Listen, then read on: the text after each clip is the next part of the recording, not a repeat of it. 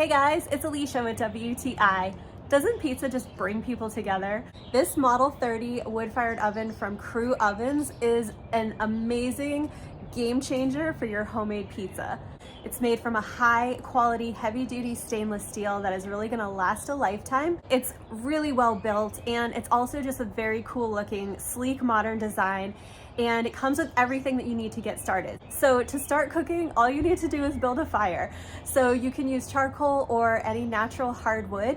And Cru also sells some mini split white oak logs that are the perfect size and add an awesome flavor to your food. So that's what I've been using so far, and I absolutely love it. This oven heats up so fast. It can get up to 900 degrees in about 15 minutes. It can accommodate a 12-inch pizza, and I also love that it has this nice wide opening, so it's really easy to get like a cast iron in and out if you're cooking things other than pizza. It's also really nice that it's not huge, so it actually is portable, and you could take this tailgating or to a friend's house or a barbecue, so it's really a versatile product. As far as cooking, it is super fast. Pizzas just take a couple of minutes and you get that really nice bubbly char effect that is so tasty and you can only get from a wood-fired oven. Even though there's a slight learning curve when cooking with fire, even our pizzas that were a little extra charred were still super tasty. You're definitely not limited to just pizza. This is an awesome oven for making chicken wings, steaks,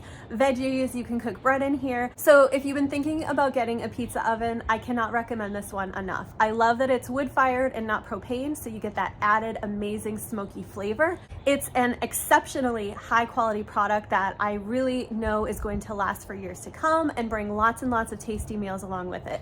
So get your friends and family together and make some delicious pizza in this Cru Model 30 oven. You will not regret it, and that's my point of view.